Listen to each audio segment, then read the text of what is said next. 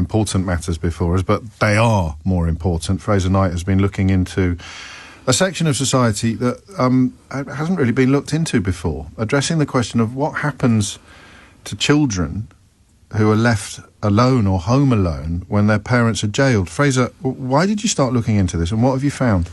James, I was approached by a charity that works with children. It was set up to support children when their parents go into prison. But one of the big things that they found is that we don't know who those children are. In fact, we've never known how many of them there are either. And it's a huge scandal. And it really comes back to this, cycle of criminality. Many of these children, when their parents go into prison, are more at risk of committing crimes themselves.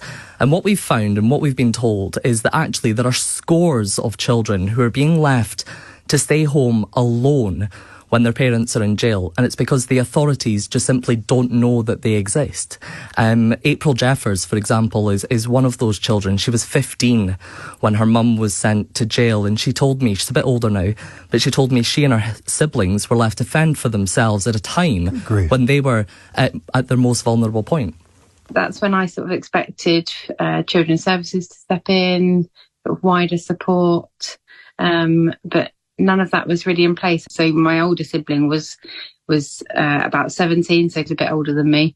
My younger sibling had a dad that lived locally, so he went to live with him, but no one came to check that. So essentially, 3 children living on their own. Now, this is an issue that the governments have been aware of. In fact, the previous government asked for a figure to be put on this and, how many children have parents in prison. They did some of the research, and it's only this week that we're actually going to get that number for the first time. In fact, I think this is going to be, I understand, one of the first issues that we hear from the new Prisons Minister, James Timpson, on. But the real question here is, you put that number out there, how do you know who these children are? You have a number, how do you know where to put the support into? And many inmates, I'm told, haven't been asked if they have children. Courts and prisons, they're not passing the information on when they do know. And April told me it made, for her, going through school so much harder.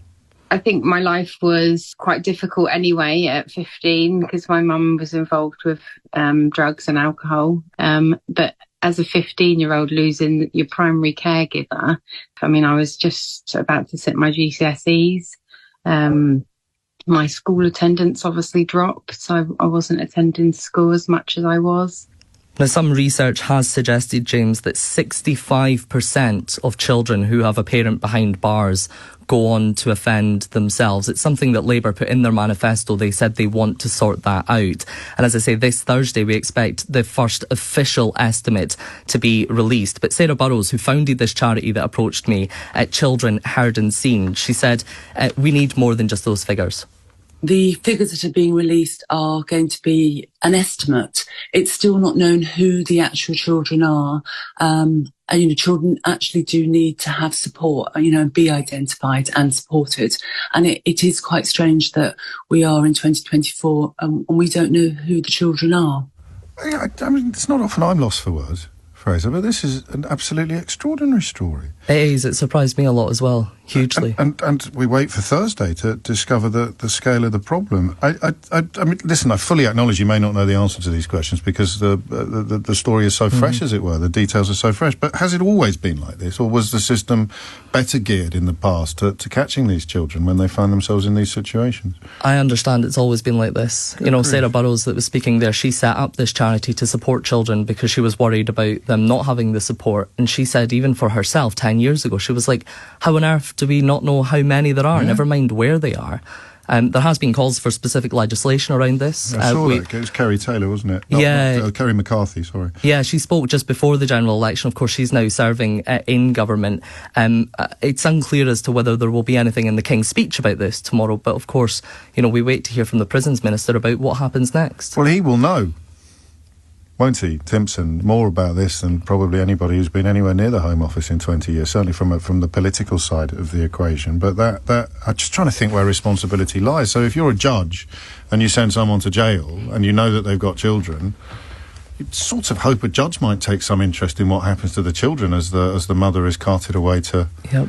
I think, do you know, this is one of those stories, and it happens so many times where actually it's all about just the system not being linked up properly. You know, there might be one person in the system who's made aware of it, but does that information get to, you know, children's services to make sure that they know where those children are, they make sure they get the support they do? Because in some situations, of course they do, but they're just not getting it across the board.